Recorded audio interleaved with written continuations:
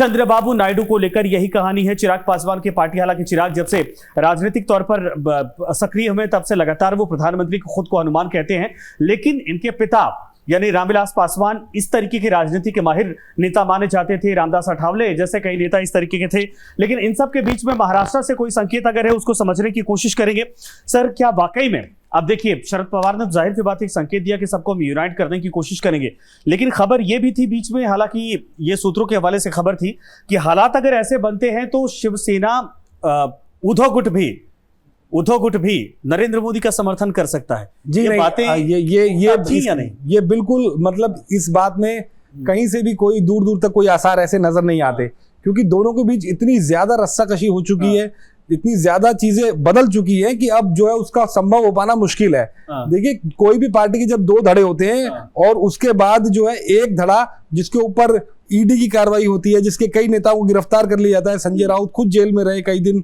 उसके बाद एनसीपी के भी कई नेता जेल में रहे। संजय राउत ने एक संकेत तो दिया था, हालांकि बड़े सख्त है। ठीक है, मैं आता हूं आपके पास। पंकज भी हमारे साथ बने हैं। पंकज, जरा ये बताइए कि इस वक्त हलचल क्या महाराष्ट्र की राजनीति में वहां से शरद पवार को लेकर? शरद पवार ने जो बातें कही वही अपने आप में सब कुछ दिखाता है कि इस वक्त देश की राजनीति को कैसे वो अब गढ़ने की कोशिश करेंगे, जो जिम्मेदारी उनके ऊपर है।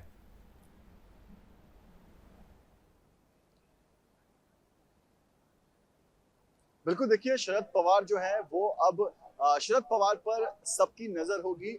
इस उम्र में भी जैसे ही नतीजे जो है वो साफ होने लगे, शरद पवार ने सबसे पहले प्रेस कॉन्फ्रेंस की, अपनी जो बातें हैं उन्होंने सामने रखी। सबसे पहले इंडिया गठबंधन जो है उनकी सरकार कैसे बने, इसको लेकर शरद पवार ने कोशिशें शुरू की। लिहाजा उन्होंने नीतीश कुमार को कॉल किया, चंद्रबाबू नायडू को संपर्क करने की वो लगातार कोशिश कर रहे हैं। वो कह रहे हैं कि वो उनके संपर्क में है। हालांकि ये लोग क्या इंडिया अलायंस में आएंगे नहीं आएंगे ये बात की बात है, लेकिन शरद पवार जो है वो किस तरह से एक्टिव हो गए हैं चुनाव के बाद, और कैसे उन्होंने पूरी जिम्मेदारी जो है वो अपने ऊपर उठा ली है, या फिर कैसे पूरा जो अलायंस है वो शरद पवार पर भरोसा कर रहा है, वो यहाँ पर देखा जा सकता है। क्योंकि सबसे पहले जो नेता इस पूरे अलायंस को लेकर उनकी सरकार बनाने की कोशिशों में अगर लगते हैं और बहुत गंभीरता से लगते हैं तो वो शरद पवार हैं। और वो हमको दिखाई दे रहा है कि ना सिर्फ नहीं, एक चीज और बताइए पंकज, ये बताइए शरद पवार क्या नीतीश कुमार को और चंद्रबाबू नायडू को कन्विंस करने में सफल हो सकते हैं? ये संभावना है, क्योंकि उम्र के हिसाब से, अनुभव के हिसाब से शरद पवार का सम्मान सारे नेता करते हैं, लेकिन क्या शरद पवार अगर ये कड़ी जोड़ने की कोशिश करते हैं कि इंडिया अलायंस की सरकार बनाई जा सकती है, तो नीतीश कुमार कन्विंस हो जाएंगे, चंद्रबाबू नायडू वाकई में इस बात को लेकर सहमत हो जाएंगे?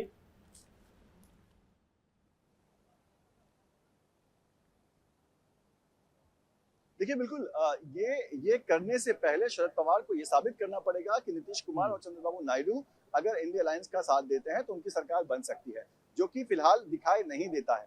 और यहाँ पर नीतीश कुमार की अपनी सूझबूझ भी होगी, क्योंकि अभी अभी वो बीजेपी की तरफ स्विच हुए हैं, और कहीं ना कहीं इस बार उन्होंने बड़े ही ठोस शब्दों में उन्होंने कहा था कि अब यहाँ से कहीं नहीं जाना है। हालांकि ऐसा वो पहले भी कह चुके थे, लेकिन ये सब कुछ निर्भर करता है कि नीतीश कुमार जो है उनका डिसीजन क्या होगा, चंद्रबाबू नायडू जो है उनका खुद का डिसीजन क्या होगा। शरद पवार ने नीतीश कुमार को भी संपर्क करने की कोशिश की। जवाब अभी तक जो आया है वो ये है कि नीतीश कुमार जो है पूरी ताकत से इस वक्त नरेंद्र मोदी के साथ है, ऐसा उन्होंने मैसेज दिया है।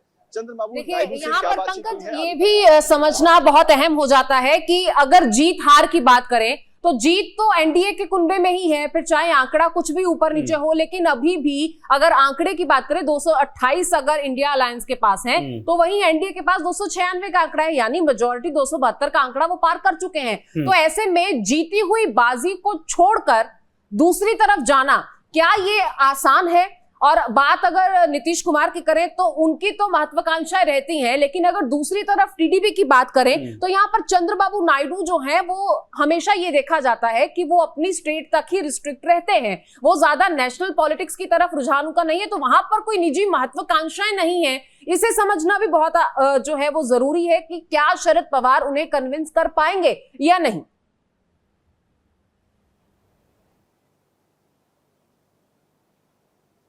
बिल्कुल, देखिए जिस तरह से इंडिया अलायंस और एनडीए की अगर बात करें तो सबसे पहले हमको ये समझना पड़ेगा कि एनडीए में एक बड़ी पार्टी है जिसके पास 245 के करीब जो है वो एमपीज हैं, जबकि अगर इंडिया अलायंस की बात करें तो यहाँ पर किसी के पास 7, किसी के पास 6, किसी के पास 2, किसी के पास 10, 50, 100 इस तरह की पार्टीज हैं।